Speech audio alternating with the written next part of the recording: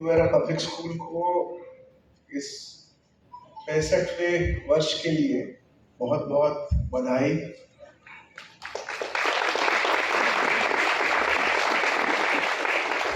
मैंने उषा जी का उद्बोधन सुना और एक फाउंडर के नाते, एक फाउंडिंग प्रिंसिपल या फाउंडर होने के नाते मैं उनके साथ एम्पैथाइज कर सकता हूँ, क्योंकि पिछले 10 वर्ष में मैं भी एक स्किल यूनिवर्सिटी को एक फाउंडर वाइस चांसलर के रूप में एस्टैब्लिश करने का प्रयास कर रहा हूँ। And I can understand what kind of challenges you would have gone, and with all the resilience that you have been able to create this beautiful institution. So congratulations. And you have a wonderful family who is handling your rest of the institutions.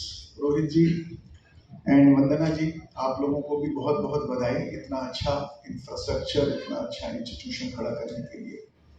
और इस कार्यक्रम में Y पूरन जी और मेरे बहुत ही अजीज अमिता मुल्ला जी, मुझे आप लोगों के बीच में आज बुला के मेरे को बहुत आनंदित महसूस हो रहा है, क्योंकि आप इतनी बड़ी जो सभा आप लोगों ने आज यहाँ रखी हुई है, इसमें बहुत सारे बच्चे, पेरेंट्स इस 65वें वर्ष को मना रहे हैं।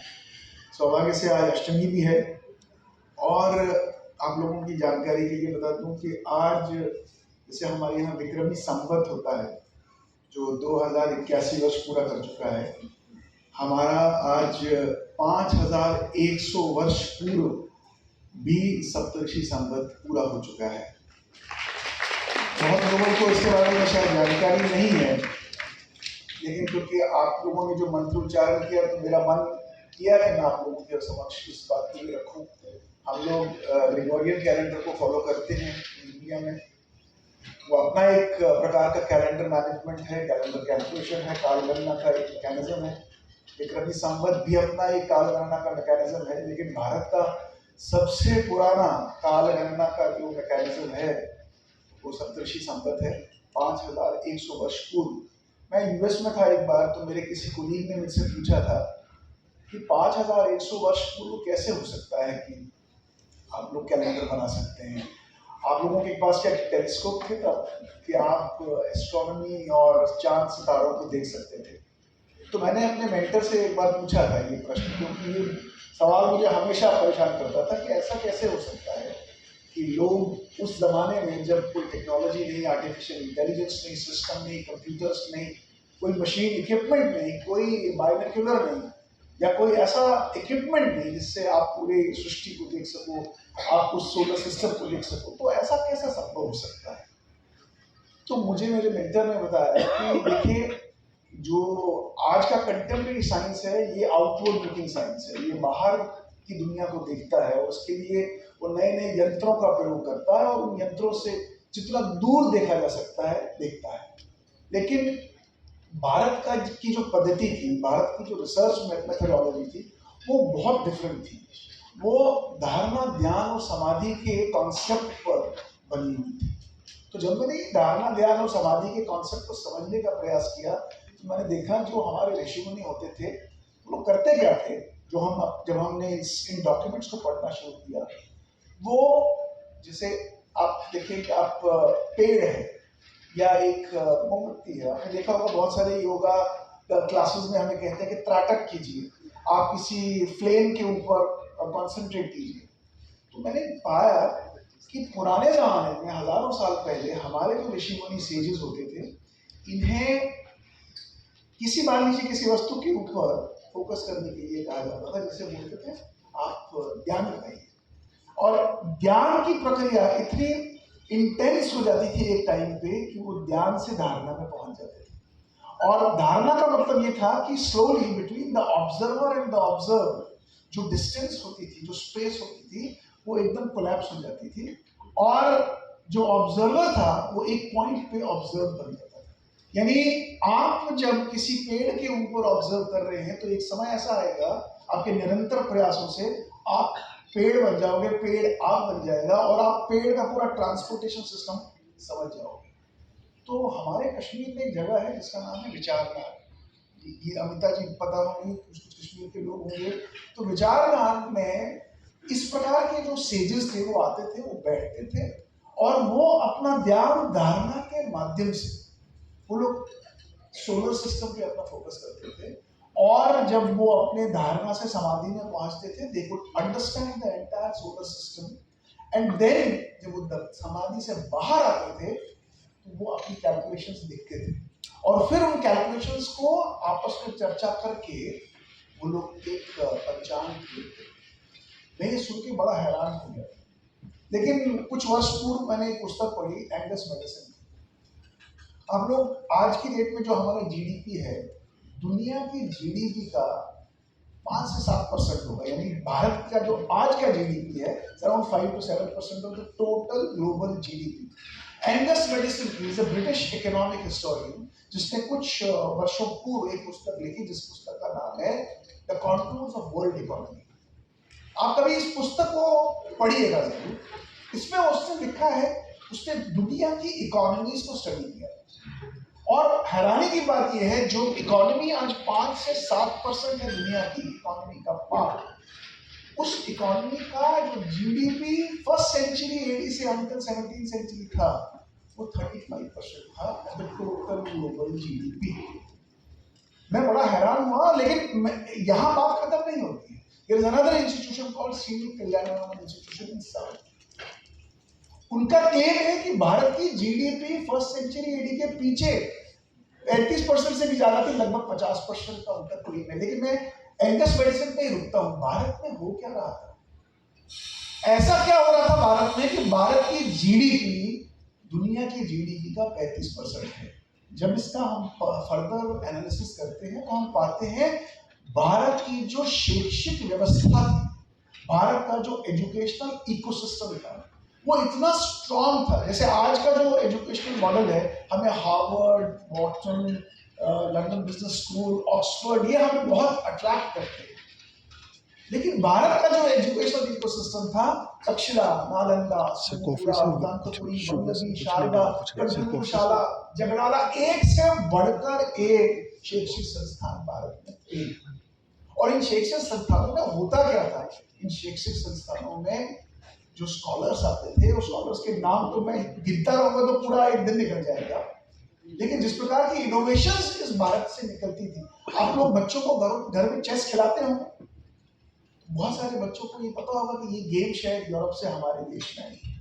आप लोग स्नेक एंड लैडर बच्चों को खिलाते होंगे, बहुत लोगों को पता होगा शायद ब्रिटिशर्स की दी हुई गेम है। गलत है। आप जानते हैं कि भारत में जो शिक्षा की जो प्रथम प्रक्रिया थी वो थी एथिक्स और वैल्यूज को कैसे बच्चों को बचपन में ही इनकलकेट करें। एक अच्छा इंसान नहीं बनेगा तो वो अच्छा इंजीनियर और अच्छा डॉक्टर नहीं बन सकता। तो शैक्षिक व्यवस्था में एथिक्स को कैसे बच्चों के अंदर इनकलकेट किया जाए, सबसे पहले इसके ऊपर फोकस किया जाता था। और उसमें एक छोटी सी जो इंट्रोडक्शन है वो ये स्नेक एंड लैडर है। इसे स्नेक एंड लैडर नहीं कहा जाता। किसी को मालूम इस स्नेक एंड लैडर को इसे कहा जाता था मोक्ष पदम।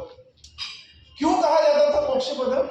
हम आज खेलते हैं सांप सीढ़ी, जहां हमें सीढ़ी मिलती है वहां ऊपर जाते हैं, जहां सांप काटता है वहां नीचे लेके आता है। सिंपल फंडा है और हमें 100 तक पहुंचना होता है। लेकिन ये गेम ओरिजिनली इसलिए खिलाई जाती थी कि बच्चों को बचपन में ही इस स्नेक एंड लैडर से वर्च्यू एंड वाइसेस सिखाया जाए। जहां सांप काटेगा वहां एक बुरा संस्कार, जहां सीढ़ी मिलेगी वहां एक अच्छा संस्कार। और बच्चे ये सांप सीढ़ी खेलते खेलते सही संस्कार और बुरे संस्कार सीख जाते थे। यही नहीं, मोक्ष पदम का मतलब था 99, जो आज का 99 है वहां में भी आपको सांप काट के नीचे ला सकता है। यानी जीवन में आप कितना ऊपर जाएंगे उतना ही आपके ऊपर जिम्मेवारियां ज्यादा बढ़ जाती हैं। ये छोटी सी गेम थी और इसी प्रकार से आपको चेस खिलाया जाता था। इसे कहते थे अष्टपदा, इसे कहते थे चतुरंग। इसको 4 लोग खेलते थे, लेकिन इसको खेलने का उद्देश्य ये था कि बच्चों के अंदर मेंटल एबिलिटीज को कैसे डेवलप किया जाए। मेरे कहने का अर्थ ये है, हमारी शैक्षिक व्यवस्था इतनी सुदृढ़ थी, इतनी समृद्ध थी। मैं ऑस्ट्रेलिया में एक इंस्टीट्यूशन में गया, मेलबर्न में, मैंने वहां बाहर एक ऋषि की प्रतिमा देखी। मैं हैरान हो गया। मैं पास में गया तो वहां लिखा था महर्षि सुषुप्त नीचे लिखा था फादर ऑफ सर्जरी।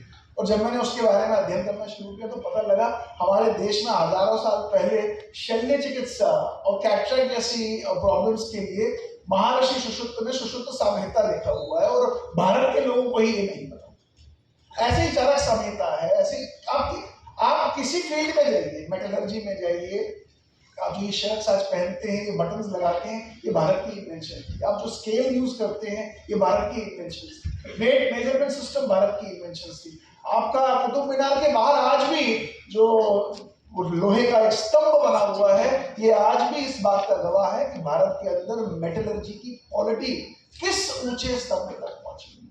तो मेरे कहने का अर्थ ये है कि जो शिक्षा है ये भारत का एक गुण था, ये भारत की डीएनए का पार्ट था। और ऐसा नहीं है कि आज नहीं है।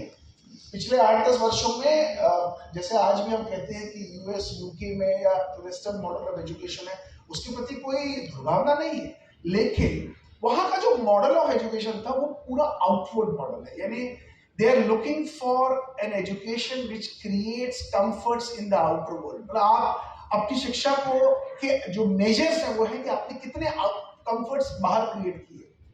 लेकिन जैसे जैसे वो कंफर्ट्स बाहर क्रिएट करते जाते हैं, वैसे वैसे इनर डिस्कम्फर्ट्स भी हमारे बढ़ते गए। लेकिन भारत की शैक्षिक व्यवस्था क्या थी? To create the inner comforts first, and once you are comfortable inside, you will have the potential and capability to remove the external discomfort. अच्छा इंसान होगा, बैलेंस इंसान होगा, कंट्रोल्ड इंसान होगा, वो कुछ भी बने बाद में वो बहुत अच्छा ही अपने जीवन में कर सकता है। इसलिए मुझे ऐसा लगता है कि जो हमारी शिक्षा है वो हमारे मूल वैल्यूज और संस्कार में आधारित होनी चाहिए। बड़ा अच्छा लगा जब आप मंत्रों का उच्चारण कर रहे हैं। अब केवल मंत्रों का उच्चारण तक ही इसको सीमित नहीं रखना है, इनका जो भावार्थ है, इसकी जो बेसिक पर्पस है कि क्यों ये मंत्र उच्चारण किए गए हैं, किस लिए किए गए हैं, ताकि हम बच्चों को उस एस्पेक्ट ऑफ नॉलेज से भी कनेक्ट कराएं। क्योंकि जब तक बच्चों को इसके भावार्थ नहीं पता लगेंगे और इसका पर्पस क्या है, तब तक बच्चे उस एस्पेक्ट, उस डायमेंशन को पकड़ नहीं पाएंगे। वो इंजीनियर तो बन जाएंगे, डॉक्टर तो बन जाएंगे, साइंटिस्ट तो बन जाएंगे, लेकिन जो मूल संस्कार हैं वो संस्कार आधारित इंजीनियर या डॉक्टर कभी नहीं बन पाएंगे। एक अच्छा इंसान वो कभी नहीं बन पाएगा। और अच्छे इंसानों की आज पूरे देश को ही नहीं, पूरी दुनिया को बहुत जरूरत है। तो इन्हीं शब्दों के साथ मैं आप लोगों को एक बार फिर से बहुत बहुत बधाई देना चाहूँगा कि आप इतना अच्छा काम कर रहे हैं जीवन में। जो बच्चों को आप यहाँ से शिक्षित करके आज मैं एलुमनी से मिल रहा था, और मुझे बड़ा हर्ष हो रहा था कि वो आज भी अपने आप को स्कूल से कनेक्टेड पाते हैं। और मुझे उम्मीद है कि आप इसी प्रकार का अच्छा काम करते रहेंगे, बच्चों को अच्छा इंसान बनाते रहेंगे। वो कुछ भी बन जाए अपने जीवन में, लेकिन अच्छे इंसान जरूर बने, और वही आपका सबसे बड़ा एक अचीवमेंट है। और मैं उस अचीवमेंट के लिए आपको एक बार फिर से अपनी ओर से शाबाशी बधाई देता हूँ, और पेरेंट्स को भी बहुत बहुत बधाई देता हूँ कि आज उनके बच्चे स्कूल से अपनी शिक्षा ग्रहण करके अपने जीवन के अंदर एक नया परिवर्तन खोजने का प्रयास कर रहे हैं। इन सब शब्दों के साथ आपको बहुत बहुत